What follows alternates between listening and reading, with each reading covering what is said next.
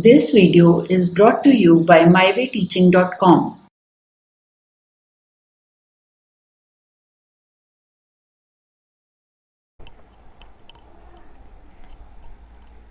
In uncertainty measurement, I explained you about significant figures. In that, addition, subtraction and multiplication of significant figures is over. So after this addition, subtraction and multiplication, how we have to round off the numbers, so that is also important here. Okay, the first rule for this is, if the rightmost digit to be removed is more than 5, the preceding number is increased by 1. Okay, if it is increased more than 5, the rightmost digit. Okay, so consider the example 1.386. so as this is the example, so if we have to see here 6, which is greater than 5, correct?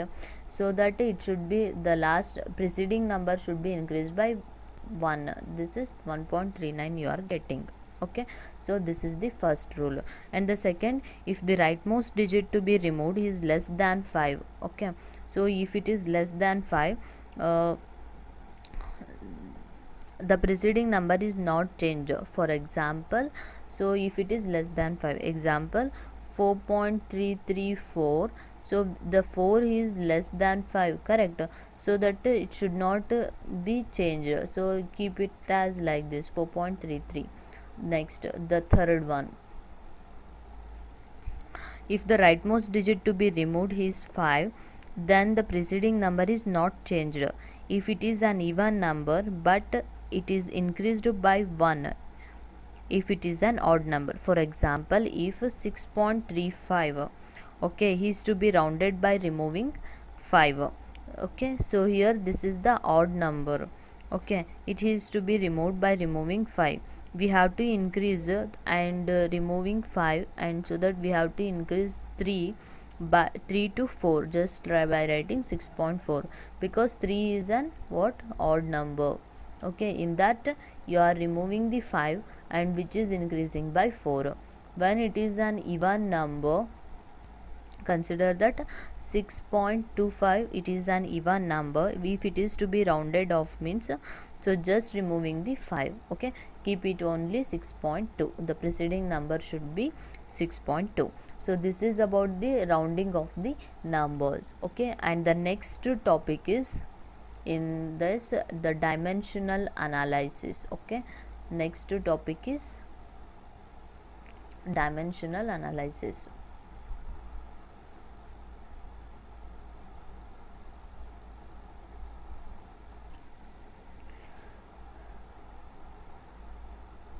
Dimensional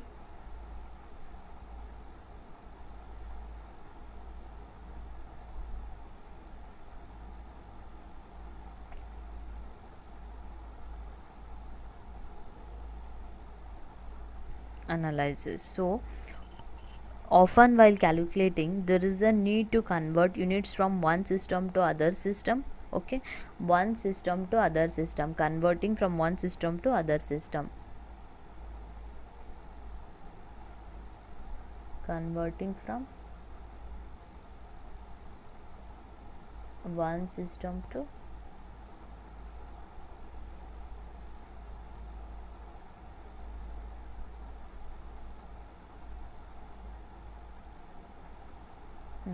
okay, converting from one system to other system. The method used to accomplish this is called factor label method. This can be called as what, this can be called as money, from money names, that is factor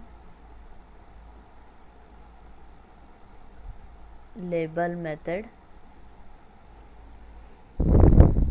or unit factor method,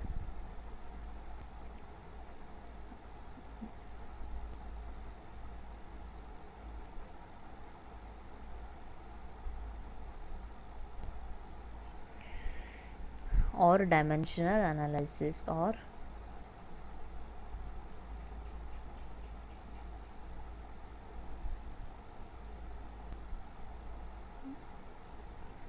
analysis. So I will give you the example for the dimensional analysis so that you can understand, means converting from one system to other system. Okay, so this is about dimensional analysis. Okay, so just to note here, only note down the definition for dimensional analysis, and by giving the example I will explain you now.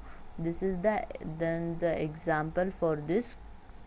First question is, a piece of metal is of 3 inch. Okay, piece of metal which is 3 inch in long. What is the length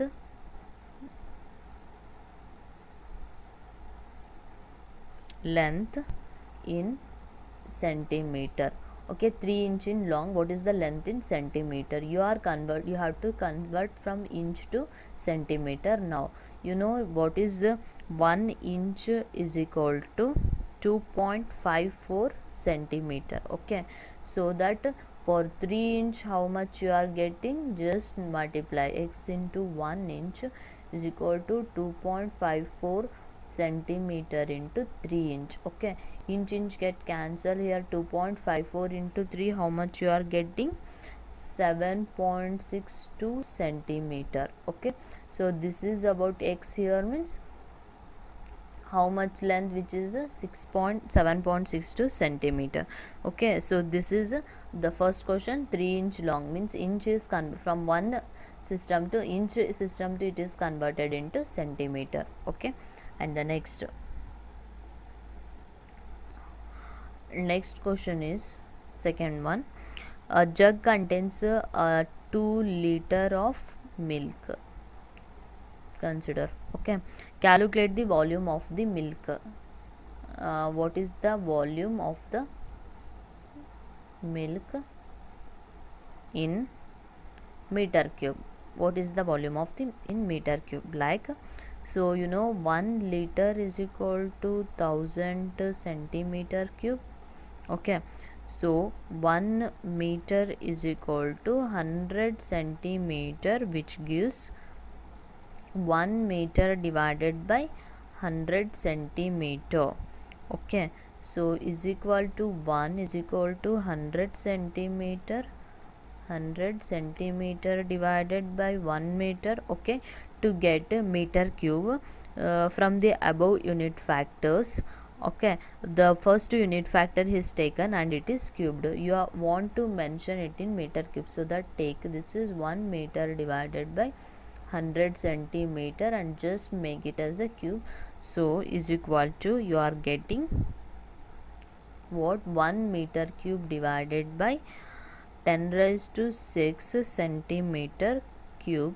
So 1 whole cube is equal to 1 you are getting. So now consider the 2 liter is equal to 2 into 1000 centimeter cube. Okay, so the above is multiplied by the unit factor, which is this is multiplied, the above is multiplied by unit factor. 2 into 1000 centimeter cube into, so 1 meter cube divided by 10 raised to 6 centimeter cube. Okay, this should be multiplied, this is a unit factor. Okay, it should be multiplied by this, and you are getting 2 meter cube divided by 10 raised to 3, so that 2 into 10 raised to minus 3 meter cube. This is the answer for this. Okay, so 2 centimeter cube. Here centimeter cube and centimeter cube get cancels. 10 raised to 3, and you are just, this can be written as 10 raised to 3. So this is 10 raised to 3, in that the remaining is 10 raised to 3. 2 into 1 2, 10 raised to 3. So this is about one example. And another one example is the third example here. How many